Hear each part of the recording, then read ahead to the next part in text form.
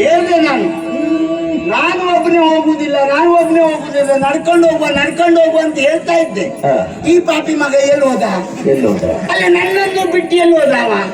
ನನ್ಗೆ ಆಶ್ಚರ್ಯ ಆಗತ್ತದೆ. ನಾವು ಒಬ್ಬನೇ ಮುಂದೆ ಹೋಗುದಿಲ್ಲ ಅಂತ ಹೇಳಿದೆ, ಬೆನ್ನಿಗೆ ಇದ್ದೆ. ಒಮ್ಮೆ ಆಚೆ ತಿರುಗಿ ಈಚೆ ತಿರುಗುದ್ರೊಳಗೆ ಎಲ್ಲಿ ಹೋದ ಅಂತಿಲ್ಲ. ಮತ್ತೆ ಮುಂದೆ ಹೋಗ್ತೇನೆ.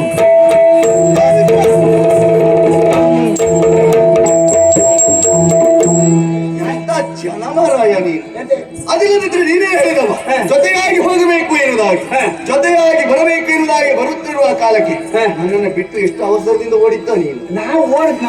ನಾನು ನಡೆದು ಬಂದರೆ ನೀನು ನಡೆದು ಬಂದದ್ದಲ್ಲ, ನೀನು ಓಡಿ.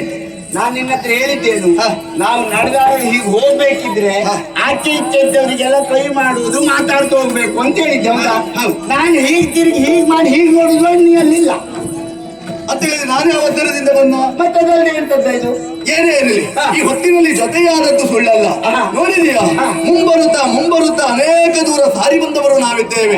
ಬರುತ್ತಿರುವಂತ ಹೊತ್ತಿನಲ್ಲಿ ನೋಡಿದೀಯಾ ಆ ಕಡೆ ಈ ಕಡೆ? ಒಮ್ಮೆ ನೋಡು, ಎಂತ ಸುಂದರವಾದಂತ ಉಪವನ ಅಲ್ವೇನ? ಇಷ್ಟೊತ್ತವರೆಗೆ ಇದ್ರ ಬಗ್ಗೆ ಲಕ್ಷಣೆ ಹೋಗ್ಲಿಲ್ಲ ಅಲ್ವಾ? ಯಾಕೆ ಹೇಳು, ಹೋಗುವ ಗಮನ ಅಲ್ವಾ? ಹಾಗಾಗಿ ಇದರ ಲಕ್ಷ್ಯ ಬರಲಿಲ್ಲ. ಹಾಗಂತ ಇದನ್ನ ಕಂಡ ಮೇಲೆ ಯಾಕೋ ಏನೋ ಮಿತ್ರ, ಇದನ್ನ ನೋಡಬೇಕು, ಇಲ್ಲಿಯ ಸೌಂದರ್ಯವನ್ನ ಕಾಣಬೇಕು ಎನ್ನುವುದಾಗಿ ನನ್ನ ಮನ ಎನ್ನುವುದು ಹಪ್ಪಿಸುತ್ತಾ ಇದೆ. ಹಾಗಾಗಿ ಒಮ್ಮೆಲೆ ಪರಿಸರವನ್ನ ಸುತ್ತಾಡೋಣ. ನೋಡುವ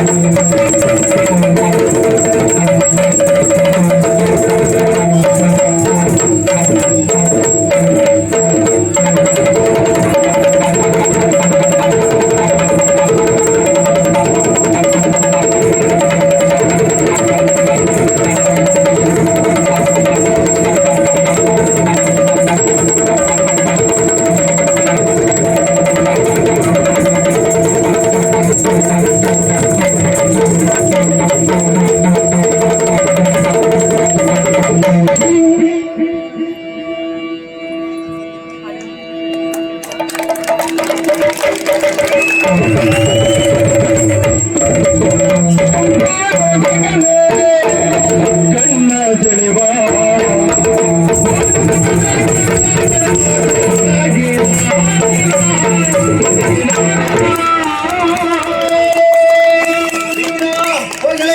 ಅಲ್ಲಿಂದ ಇಲ್ಲಿವರೆಗಾಗಿ ಬಂದು ಕುದುರೆ ಏರಿ ಬಂದದ್ದಿದ್ರೆ ಇಂಥ ಒಂದು ಅವಕಾಶ ಸಿಕ್ತಿತ್ತ? ಖಂಡಿತವಾಗಿ ದೇವರ ಹಣ ಸಿಗುವುದಿಲ್ಲವಾಗಿತ್ತು. ಮತ್ತೆ ಹೆಚ್ಚಾನು ನಿನ್ನ ಹಣೆಯೂ ಸಿಗುವುದಿಲ್ಲವಾಗಿತ್ತು. ಅಂದ್ರೆ ನನ್ನನ್ನು ತೆಗೆದ ಕ್ಷಣವೇ ಹಾಗೇನಾ? ಮತ್ತೆ ಅಲ್ಲ ಮಿತ್ರ, ದೇವ್ರ ಮೇಲೆ ಹಣೆ ಹಾಕು, ಪಾಪ ಅವನು ಏನೂ ಹೇಳುವುದಿಲ್ಲ.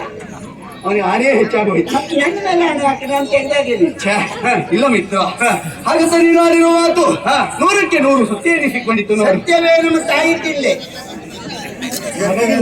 ತಾಯಿ ಬಂದದ್ದು ಏನು ಅದಲ್ಲ, ಸತ್ಯವೇ ತಾಯಿ ತಂದೆ. ಮುಳ್ಳನ್ನ ಯಾವ ಕಾಲಕ್ಕೂ ಆಡಲಾರೆ ನೀನು ಗೆಳೆಯ. ನೋಡಿದೀಯ ಈ ಉಪವನ್ನು ಹೊಕ್ಕಾಗ ಕಿರಾಕ್ಷರದಲ್ಲಿ ನನಗೆ ಅರಿವಿಲ್ಲದೆ ಈ ರೀತಿಯಾಗಿ ನರ್ತಿಸುವುದಕ್ಕೆ ಮುಂದಾದೆ. ಅದೇ ನೀನು ಲೆಕ್ಕ ಹಾಕಿದರೇನು? ಏನು ಮೈ ಮೇಲೆ ಅರಿವು ಇರುವುದಿಲ್ಲ ಅಂತ ನೀನು ನರ್ತನ ಮಾಡುದು ನೋಡಿ. ಅದಲ್ವಾ ಅರಿವು ಅಂತ ಹೇಳಿದ್ರೆ ಪ್ರತಿಯೂ ಈ ಹೊತ್ತಿನಲ್ಲಿ ಇಲ್ಲದೆ ಹೋಯ್ತು. ತಿಳುವಳಿಕೆ. ಹೌದು ಗೆಳೆಯ. ಯಾಕೆಂತ ಹೇಳಿದ್ರೆ ನಾವು ಕೇಳಿದುಂಟು ಈ ಪ್ರಪಂಚದಲ್ಲಿ ನರ್ತನದಲ್ಲಿ ಅತಿ ಶ್ರೇಷ್ಠವಾದ ನರ್ತನ ಯಾವುದು ಕೇಳಿದ್ರೆ ಅದುವೇ ಮಯೂರನ ನರ್ತನವಂತೆ. ಕಂಡು ಮನವನ್ನೆಲ್ಲ ತಡಿಸುವ ನರ್ತನ ಯಾವುದು ಕೇಳಿದ್ರೆ ಅದು ಮಯೂರನ ನಾಟ್ಯವಂತೆ. ಹಾಗಂತೆ ಈ ಹೊತ್ತಿನಲ್ಲಿ ನನಗೆ ಅರಿವಿಲ್ಲದ ಮಯೂರನನ್ನು ಮೀರಿಸುವ ರೀತಿಯಾಗಿ ನಟಿಸಿ ಬಿಟ್ಟೇನಲ್ಲ, ಅಲ್ಲ ನಾಟ್ಯವನ್ನು ಮಾಡಿಬಿಟ್ಟೇನಲ್ಲ. ತುಂಬ ಹೋಯ್ತು, ಹೊಟ್ಟೆ ತುಂಬ ಬಂತು ನೋಡು. ಹೊಟ್ಟೆ ತುಂಬ ಬಂತು. ಇದು ನನಗೆ ತಿಂದೆ ನೀನು? ಇಲ್ಲ ಅಂದ್ರೆ ಆ ರೀತಿಯಾದಂತ ಆನಂದ ಆನಂದ ಇನ್ನು ದೇವಸ್ಥಾನದ ಪ್ರಸಾದವೇ ಇರುತ್ತೆ ನಮಗೆ. ಹಾಗೆ ಹೌದು ಮಿತ್ರ, ಅಂತಹ ಆನಂದದ ಲಹರಿಯಲ್ಲಿ ತೇಲುತ್ತಾ ಇದ್ದವ ನಾನು. ಅದೇ ನಿನ್ನ ಆನಂದದ ಲಹರಿಯಲ್ಲಿ ನಾನು ಸೇರ್ತಾ ಇದ್ದೆ. ಯಾವ ಆನಂದ? ಆನಂದದ ಲಹರಿ. ಆನಂದ ಸಂತೋಷದ ಲಹರಿ. ಹೌದು, ಅಂತಹ ಆನಂದದ ಕಡಲಲ್ಲಿ ತೇಲಿದ್ದೇನೋ ಸತ್ಯ ಗೆಳೆಯ. ನೋಡಿದೆಯಾ ಒಮ್ಮೆಲೆ ಈ ಭೂಮಿಗೆ ಕಾಲದ ಕ್ಷಣ ನನಗನ್ನಿಸಿದ್ದೇನು ಗೊತ್ತಾ?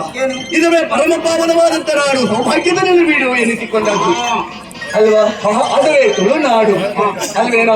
ಈ ತುಳುನಾಡಿನ ಸಿರಿಯ ಕುರಿತಾಡಬೇಕು ಅಂತ ಆದ್ರೆ ಸರಳವಾದದ್ದು. ಈ ತುಳುನಾಡಿನಲ್ಲಿರುವಂತಹ ಸಕಲ ಕಲೆಗಳು ನೆಲೆಸಿರುವಂತಹ ಪುಣ್ಯಭೂಮಿ ಎನ್ನುವುದಾಗಿ ಎಲ್ಲರೂ ಕೊಂಡಾಡುತ್ತಾರೆ. ನೋಡಿದೀಯಾ? ಆ ಕಡೆಯಲ್ಲಿ ನೋಡು, ಎಲ್ಲಿ ನೋಡಿದ್ರು ಮಿನುಗುವ ದೀಪಗಳು ಪ್ರಕಾಶಿಸುತ್ತಾ ಇವೆ. ಹೌದು, ಇದು ತಿಳುಕಿ ಬಿಳುಕಿ ಬೆಳಕು ಮಾಡ್ತವ್ರು ಯಾರು? ಬಹುತೇಕ ನಾವು ಬರ್ತೇವೆ ಅಂತ ಯಾರೋ ಸಿದ್ಧಪಡಿಸಿದ್ದಾರೋ? ಬರ್ತೇವೆ ಅಂತ ಯಾರಿಗಾದ್ರೂ ಸುದ್ದಿ ಹೇಳಿದ್ಯಾ? ಮತ್ತೆ ಇಲ್ಲವೇ ಇಲ್ಲ. ಹಾಗಾದ್ರೆ ಈ ರೀತಿಯಾದಂತ ಶೃಂಗಾರ ಆಕಸ್ಮಿಕವಾಗಿ ಬಂದದ್ದು ಯಾವ್ದಿರ್ಬಹುದು ಮಿತ್ರ? ಅದು ಬೆಳಕಾಲವೇ ಅಲ್ಲ, ಅದು ಬಿಂದು ಹುಳು. ಬಿಂದು ಹುಳುವನ್ನು ಕೇಳಿದ್ದೀಯಾ? ಕೇಳಿದ್ದೆ ಅಲ್ವಾ? ಅದೇ ಬಿಂದು ಹುಳು ಈ ಹೊತ್ತಿನಲ್ಲಿ ಆ ಹುಳದ ತನ್ನ ಪ್ರಕಾಶವನ್ನ ಈ ಹೊತ್ತಿನಲ್ಲಿ ಹೊರಸೂಸುತ್ತಾ ಇದೆ. ಅಷ್ಟು ಮಾತ್ರವೇ ಅಲ್ಲ, ಆ ಕಡೆಯಲ್ಲಿ ನೋಡು, ಗಗನ ಅಂಚಿನಲ್ಲಿ ಒಂದಾದದ್ದು ಆ ರೀತಿಯಾಗಿ ಭಾಸವಾಗುತ್ತಾ ಇದೆ. ಹಾಗಾದ್ರೆ ಹೋಗಿ ಗಗನವನ್ನ ಸೇರಿದೀವಾ? ಸೇರಿರಬಹುದಾ? ಇಲ್ಲ, ಆ ಮಾಮರಗಳು ಅಲ್ವಾ ಈ ಹೊತ್ತಿನಲ್ಲಿ ಕೈ ಬೀಸಿ ಕರೆಯುವಲ್ಲಿ ಮುಂದಾಗುತ್ತಾ ಇದೆ. ಬನ್ನಿ ಬನ್ನಿ ಸೌಂದರ್ಯವನ್ನು ತವೀರಿ ಎನ್ನುವುದಾಗಿ. ನೋಡು ನೋಡು ನೋಡು, ಅಪೆಮಿಡಿ ಮರ ಅಲ್ಲ, ತುಂಬಿ ತುಳುಕ್ತಾ ಉಂಟು. ಈ ಹೊತ್ತಿನಲ್ಲಿ ನೀವು ನೆನಪಾಗುವುದೇ ಅಪೆಮಿಡಿ. ಹೌದು, ಹಾಗಂತ ಈ ಹೊತ್ತಿನಲ್ಲಿ ನಮಗೆ ಆಗುವ ರೀತಿಯಾದಂತಹದ್ದು ಆ ರೀತಿಯಾದಂತಹ ಭಾವನೆ ಎನ್ನುವುದನ್ನು ನಮ್ಮ ಮನಸ್ಸಿನಲ್ಲಿ ಮೂಡುವುದಕ್ಕೆ ಮುಂದಾಗುತ್ತಾ ಇದೆ. ಹಾಗಾದ್ರೆ ಇದನ್ನು ವರ್ಣಿಸುತ್ತಾ ಇರುವುದಲ್ಲ, ನಾವು ಹೋಗಬೇಕಾದದ್ದು ಪಂಜಿಲ್ಲೆ ಗುಡಿ ಅಂತ.